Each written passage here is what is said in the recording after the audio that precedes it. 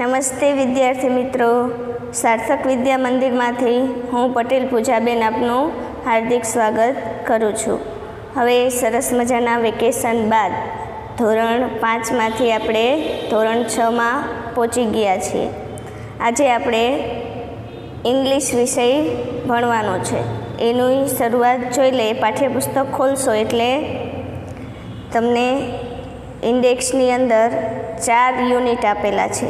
આ 4 યુનિટનો આપણે વિગતવાર અભ્યાસ કરવાનો છે। એના પછી રિવિઝનનો પણ અભ્યાસ કરવાનો છે અને સાથે સાથે ગ્રામર એનો પણ અભ્યાસ કરવાનો છે।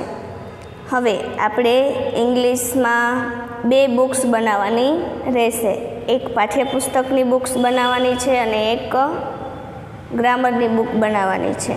હવે જે અહીંથી હોમવર્ક તમને આપવામાં આવે, પાઠ્યપુસ્તકનું હોમવર્ક આપવામાં આવે તો એ શેમાં લખવાનું છે? પાઠ્યપુસ્તકની બુકમાં।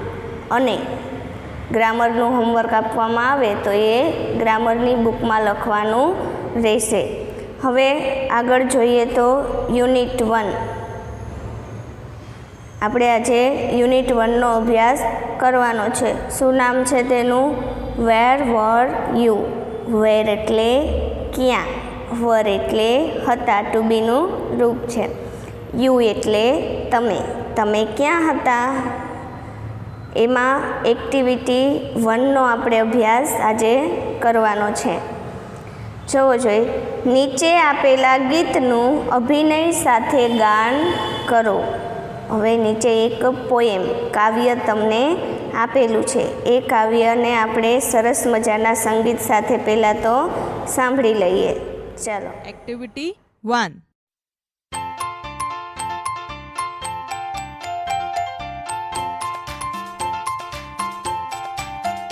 There were 5 in the bed and the little one said, roll over, roll over, roll over. So they all rolled over and one fell down.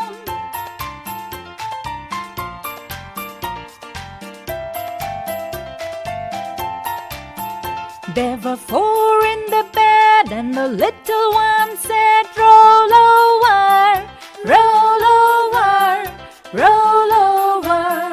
So they all rolled over and one fell down.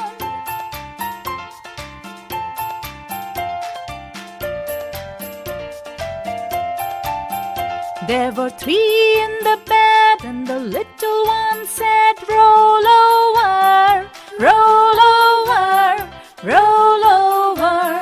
So they all rolled over and one fell down.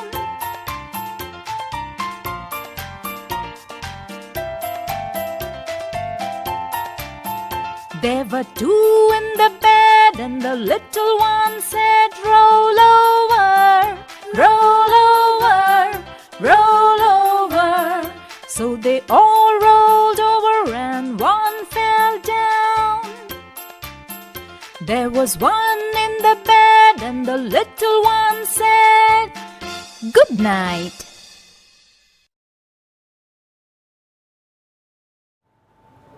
મજા આવી ગઈ ને વિદ્યાર્થી મિત્રો poem સાંભળવાની? સરસ મજાના અભિનય સાથે પોએમ હતી એટલે લગભગ તો કાવ્ય છે એ મોટાભાગનું સમજાઈ જ ગયું હશે કે શું કહેવા માગે છે।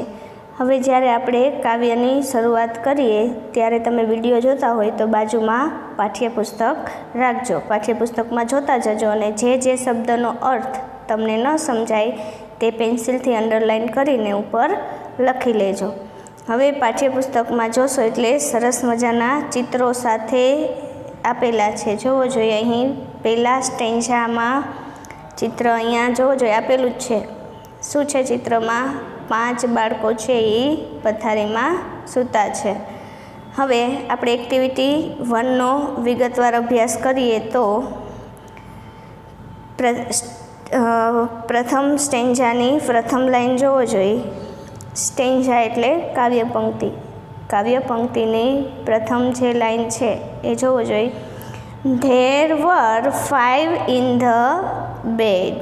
ધેર એટલે ત્યાં, વર એટલે હતા, 5 એટલે 5, ઇન ધ બેડ એટલે પથારીમાં 5 બાળકો હતા. હવે 5 બાળકો હતા એમાંથી એક છે ને એ તમારા જેવું તોફાની હતું. એ તોફાની બાળક છે એ જોવો જોઈએ શું કરે છે. બીજી line, and the little one said. And એટલે અને, ધ લિટલ વન એટલે નાનું બાળક, સેડ એટલે કહ્યું, અને નાના બાળકે કહ્યું. શું કરવાનું કહે છે બધાને જોવો જોઈએ.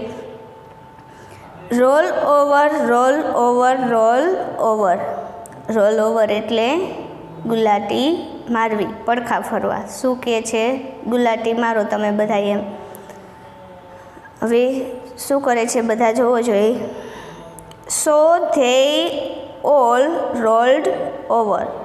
સો એટલે તેથી, ધે એટલે તેઓ, ઓલ એટલે બધા, રોલ્ડ એટલે રોલનું ભૂતકાળનું રૂપ છે રોલ્ડ. શું? ગુલાટી મારી. રોલ એટલે ગુલાટી મારવી અને રોલ્ડ એટલે ગુલાટી મારી. રોલ્ડ ઓવર એટલે ગુલાટી મારી. તેથી બધાએ ગુલાટી મારી. 5 બાળકો હતા એમાંથી નાના બાળકે કહ્યું કે પડખા ફરો, કે ગુલાટી મારો. એટલે બધા શું કરે છે? પડખા ફરે છે. હવે 5 છે એ પડખા ફરે છે એટલે શું થાય છે? And one fell down. And એટલે અને, વન એટલે એક, ફેલ એટલે પડી ગયું. ફોલનું ભૂતકાળનું રૂપ છે ફેલ. ફોલ એટલે પડવું અને ફેલ એટલે પડી ગયું. ડાઉન એટલે નીચે. હવે 5 બાળક હતા એમાંથી બધાએ ગુલાટી મારી એટલે એક બાળક છે એ નીચે પડી જાય છે. હવે પથારીમાં જગ્યા થઈ ગઈ થોડીક.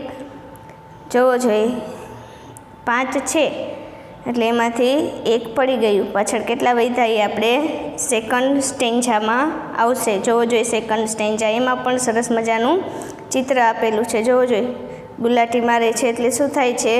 આડાવડા બધા પડી ગયા છે. એના પછી સેકન્ડ સ્ટેન્જાની પ્રથમ line, there were 4 in the bed. હવે પથારીમાં કેટલા વધ્યા? 4 એટલે 4. ધેર એટલે ત્યાં, વર એટલે હતા. પથારીમાં 4 બાળકો હતા. વળી પાછું નાનું બાળક શું કહે છે? And the little one said. And એટલે અને, ધ લિટલ વન એટલે નાનું બાળક, સેડ એટલે કહ્યું, અને નાના બાળકે કહ્યું.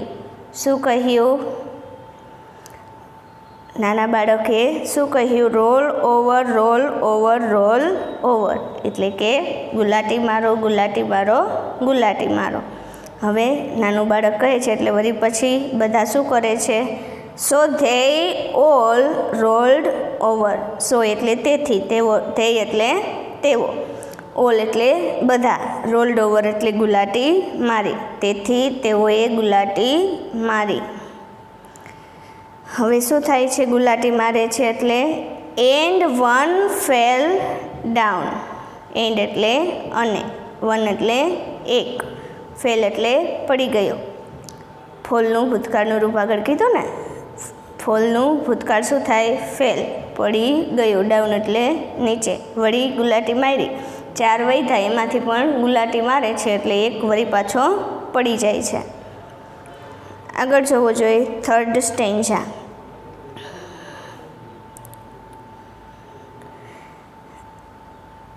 થર્ડ સ્ટેન્જા ફર્સ્ટ લાઇનમાં શું કીધું? There were 3 in the bed. There એટલે ત્યાં, વર એટલે હતા, 3 એટલે 3, ઇન ધ બેડ એટલે પથારીમાં. ત્યાં પથારીમાં 3 બાળકો હતા. 3 બાળકો હતા. And the little one said. Little one એટલે નાનું બાળક, એન્ડ એટલે અને, સેડ એટલે કહ્યું, અને નાના બાળકે કહ્યું. શું કહેશે? ખબર જ છે ને બધાને. શું કીધું? Roll over, roll over, roll over. ગુલાટી મારો, ગુલાટી મારો, ગુલાટી મારો. હવે કહે છે એટલે શું કરે છે? So they all rolled over. તેથી તેઓ બધાએ ગુલાટી મારી. આગળ જુઓ વળી પાછું શું થશે? ગુલાટી મારે છે એટલે એન્ડ વન ફેલ ડાઉન. વળી પાછું એમાંથી એક બાળક છે એ પડી ગયું. વન ફેલ ડાઉન, એક પડી ગયું. આગળ જોવું એના પછી સ્ટેન્જા કેટલા વધ્યા હવે પાછળ, તો કે જોવું જોઈએ એના પછી સ્ટેન્જામાં there were 2 in the bed. હવે પથારીમાં કેટલા વધ્યા, તો કે 2 બાળકો. And the little one said, and the little one said, અને નાના બાળકે કહ્યું. શું કીધું? Roll over, roll over, roll over. ગુલાટી મારો, ગુલાટી મારો, ગુલાટી મારો. હવે ગુલાટી મારવાનું કહે છે એટલે સો ધે ઓલ રોલ્ડ ઓવર. તેથી ઓલ રોલ્ડ ઓવર એટલે બધાએ ગુલાટી મારી. વળી પાછું શું થાય છે, બધા ગુલાટી મારે છે એટલે એન્ડ વન ફેલ ડાઉન, અને એમાંથી એક પડી ગયો. હવે 2માંથી ને એક પડી ગયો એટલે પાછળ કોણ વધે છે, જોવો જોઈએ તમારા જેવો તોફાની બાળક. There was one in the bed. હવે ત્યાં કેટલા બાળકો રહ્યા, એક જ. And the little one said good night. હવે છેલ્લે એક વધ્યો હતો એટલે એકલો પથારીમાં સૂઈ જાય છે અને શું કહે છે, ગુડ નાઇટ. શું કીધું એને, શુભરાત્રિ, હું એકલો સૂઈ જાઉં છું, તમે બધાએ નીચે સૂવો એમ. આ સરસ મજાની એક્ટિવિટીનો અભ્યાસ કર્યા બાદ એના નીચે જોવો જોઈએ શું આપેલું છે. ગીતમાંથી ઉદાહરણ મુજબ રાઇમિંગ વર્ડ શોધો. રાઇમિંગ વર્ડ એટલે પ્રાસ મળતા શબ્દ, બોલવામાં સરખા લાગે એવા. જો એક એક્ઝામ્પલ આપેલું છે રેડનું બેડ, એના પછી આપેલું છે રાઇટ. રાઇટ જેવું અહીંયા સ્ટેન્જાની અંદર આપેલું છે ક્યાંય, તો કે હા. શું ક્યાંય પૂછે, રાઇટ તો નાઇટ. એવા શબ્દ આપણે હોમવર્કની અંદર લખવાના રહેશે. આ રાઇમિંગ વર્ડ છે એ તમારે આ પોએમની અંદરથી શોધીને લખવાના રહેશે. પોએમ સમજાઈ જ ગઈ હશે. જોવો જોઈએ એકવાર. પહેલાં તો પથારીમાં 5 બાળકો હતા, એમાંથી એક તોફાની બાળક હતું. એ શું કહે છે કે બધાએ ગુલાટી મારો, એટલે ગુલાટી મારે છે. અને શું થાય છે, 5માંથી એક બાળક છે એ નીચે પડી જાય છે. પાછળ કેટલા વધ્યા, 4. વળી 4 વધે છે એટલે વળી પાછો ઓલો તોફાની બાળક હતું એ શું કહે છે, ગુલાટી મારો, ગુલાટી મારો. વળી એક બાળક છે એ બેડમાંથી નીચે પડી જાય છે. એના પછી કેટલા વધે છે, 3 વધ્યા. વળી પાછું બાળક શું કહે છે, ગુલાટી મારવાનું કહે છે, એટલે બધાએ ગુલાટી મારે છે. અને પાછળ કેટલા વધે છે, તો કે 2 વધ્યા એટલે વળી ગુલાટી મારવાનું કહે છે. એમાંથી એક બાળક છે એ પડી જાય છે. પાછળ જે એક બાળક વધ્યું એ સરસ મજાના આખા બેડમાં પોતે એકલું સૂઈ જાય છે અને બધાને શુભરાત્રિ કહે છે. હવે આ હોમવર્ક પાઠ્યપુસ્તકમાં જે આપેલી છે પોએમ, અહીંયા રાઇમિંગ વર્ડ તમને આપેલા જ છે, એમાંથી શોધીને તમારે લખવાના રહેશે. આવતીકાલે ફરીથી મળીશું. આજ માટે આટલું જ. અસ્તુ.